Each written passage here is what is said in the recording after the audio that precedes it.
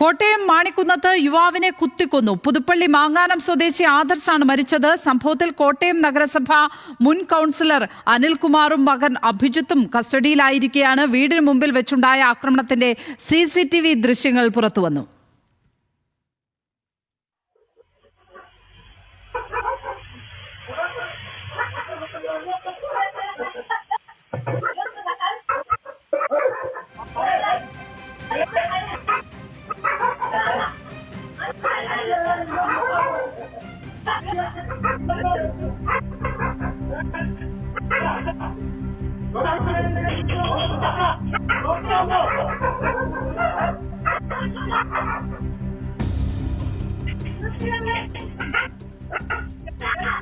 ലഹരി ഇടപാടിലെ സാമ്പത്തിക തർക്കമാണ് കൊലപാതകത്തിന് കാരണം.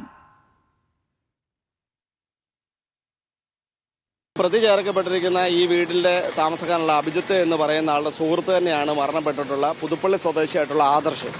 ഒരു ഇരുചക്ര വാഹനം റെന്റിന് കൊടുത്തതിന്റെ പശ്ചാത്തലത്തിൽ വാടക കുടിശ്ശിക ഉണ്ടെന്ന്, ഇരുചക്ര വാഹന റെന്റ് കുടിശ്ശിക ഉണ്ടെന്ന് പറയുകയും അത് അഭിജിത്താണ്, നമ്മൾ മനസ്സിലാക്കുന്ന കാര്യമാണ്, അഭിജിത്താണ് റെന്റ് കൊടുക്കാൻ വേണ്ടി മുൻകൈ എടുത്തെന്നുള്ളതാണ്. ഈ പ്രതി ചേർക്കപ്പെട്ടിരിക്കുന്ന അഭിജിത്തിന്റെ വീടിന്റെ വാക്ക് വിളിച്ചു വരുത്തുകയും വാക്കുതർക്കം ഉണ്ടാവുകയും ഈ അഭിജിത്ത് എന്ന് പറയുന്ന ആള് വീടിന്റെ ഉള്ളിൽ നിന്ന് തന്നെ കരക്കത്തി എടുത്ത് കുത്തി പുതുപ്പള്ളി സ്വദേശിയായിട്ടുള്ള ആദർശ സംഭവ സ്ഥലത്ത് തന്നെ മരണപ്പെടുകയും തുടർന്ന് ഈ പ്രതി ചേർക്കപ്പെട്ടിരിക്കുന്ന അഭിജിത്തും അദ്ദേഹത്തിന്റെ കുടുംബക്കാരും കൂടെ തൊട്ട് സമീപത്തുള്ള കുളത്തിലേക്ക് ഈ ബോഡി മറവ് ചെയ്യാൻ ശ്രമിച്ചപ്പോഴത്തേക്ക് ഈ റൂട്ടിലൂടെ പോകുന്ന കോട്ടയം പച്ചക്കറി മാർക്കറ്റിലും മത്സ്യ മാർക്കറ്റിലും ജോലി ചെയ്യുന്ന നിരവധി ആൾക്കാർ വെളുപ്പിന് 1 മണിക്ക് ശേഷം ഇതിൽ കൂടെ ഇരുചക്ര വാഹനക്കാർ യാത്രയുള്ള വഴിയാണ്.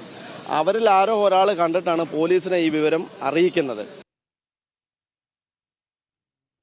മനീഷ് ഐഷ മാത്യു ആണ് വിവരങ്ങളുമായി ചേരുന്നത്. മനീഷ്, ഇപ്പോൾ പ്രതികരണം നൽകിയ വ്യക്തി ആരാണ്? അദ്ദേഹം പറയുന്നതിനനുസരിച്ച് അവിടെ തെളിവ് നശിപ്പിക്കാനുള്ള ശ്രമം, മൃതദേഹം മറവ് ചെയ്യാനുള്ള ഒരു ശ്രമമൊക്കെ ഉണ്ടായി എന്നുള്ളതാണ് പുറത്തേക്ക് വരുന്ന വിവരങ്ങൾ, അല്ലേ? ലക്ഷ്മി, നിലവിൽ മനസ്സിലാക്കുന്നതനുസരിച്ച് ഇന്ന് രാവിലെ പുലർച്ചെയാണ് 4 മണിയോടുകൂടി ഈ സംഭവങ്ങൾ ഉണ്ടാകുന്നത്. അഭിജിത്തും അതുപോലെ തന്നെ ആദർശും നേരത്തെ തന്നെ ലഹരി ഇടപാട് കേസുകളിൽ പ്രതി ചേർക്കപ്പെട്ടിട്ടുള്ളവരാണ്. ഇവർ തമ്മിൽ നടന്ന ലഹരി ഇടപാടിലെ സാമ്പത്തികപരമായിട്ടുള്ള കാര്യങ്ങളാണ് ഇത്തരത്തിലൊരു തർക്കത്തിലേക്ക് നയിക്കുന്നതെന്നാണ് മനസ്സിലാക്കുന്നത്. ഇന്നലെ രാത്രി ഇത് സംബന്ധിച്ച്, അതായത് ഈ സ്കൂട്ടർ വാങ്ങിയതും അതോടൊപ്പം തന്നെ ലഹരി വാങ്ങിയതിൽ പണം നൽകാത്തതൊക്കെ സംബന്ധിച്ച് ഇരുവരും തമ്മിൽ ഒരു തർക്കമുണ്ടാകുന്ന സാഹചര്യം ഉണ്ടായി. പിന്നീട് ഇത് ഒരു ഭീഷണിയിലേക്ക് മാറുന്നു. ഇരുവരും വലിയ രീതിയിൽ മൊബൈൽ കൂടി വാക്കേറ്റം ഉണ്ടാകുന്നു. തുടർന്നാണ് ഈ ആദർശ് തന്റെ സുഹൃത്തായിട്ടുള്ള റോബിനെയും കൂട്ടി ഇവിടേക്ക് എത്തുന്നത്. ഈ റോബിൻ നേരത്തെ നായ്ക്കളെ വളർത്തിയ മറവിൽ കഞ്ചാവ് വിറ്റിരുന്ന ആളാണ്. പോലീസ് പിടിക്കാൻ ചെന്നപ്പോൾ ഈ നായ്ക്കളെ അഴിച്ചുവിട്ടൊക്കെ തരത്തിൽ പ്രതി ചേർക്കപ്പെട്ടുള്ള ഒരു പ്രതി കൂടിയാണ്. ഇവർ രണ്ടുപേരും കൂടി അഭിജിത്തിനെ വീട്ടിലെത്തുന്നു. തുടർന്ന് ഇവർ തമ്മിൽ വാക്കേറ്റം ഉണ്ടാവുകയും മൽപ്പിടുത്തത്തിലേക്ക് കാര്യങ്ങൾ മാറുകയും ചെയ്തു. അപ്പോഴാണ് അനിൽകുമാർ വന്നതിന്റെ ഭാര്യയും പുറത്തേക്ക് ഇറങ്ങി വരുന്നത്. ഈ പൊച്ചിനിടയിലാണ് അഭിജിത്ത് ആദർശിനെ കുത്തുന്നത്.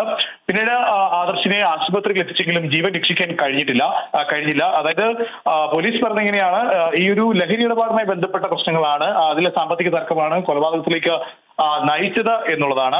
എന്തായാലും ഇനിയും ഇരുവരുടെയും അറസ്റ്റ് രേഖപ്പെടുത്തിയിട്ടില്ല. അനിൽകുമാറിനെ അറസ്റ്റ് ചെയ്യാനുള്ള സാധ്യതകളില്ല. കാരണം വീടിന് മുന്നിൽ മകനുമായി മൽപ്പിടുത്തത്തിൽ ഏർപ്പെടുന്ന ഒരാളെ കണ്ടപ്പോൾ അതിൽ ഇടപെടുക മാത്രമാണ് അയാൾ ചെയ്തിട്ടുണ്ടെന്നുള്ളതാണ് നിലവിൽ നമുക്ക് മനസ്സിലാക്കാൻ കഴിയുന്നത്. കോൺഗ്രസിന്റെ 2 തവണ നഗരസഭയിൽ അംഗമായിരുന്നു. നിലവിൽ കോൺഗ്രസിന്റെ പ്രാദേശിക നേതാവ് കൂടിയാണ് ഈ അനിൽകുമാർ. എന്തായാലും കേസിൽ അന്വേഷണം പുരോഗമിക്കുകയാണ്. ഇരുവരുടെയും അറസ്റ്റ് വൈകാതെ തന്നെ രേഖപ്പെടുത്തും.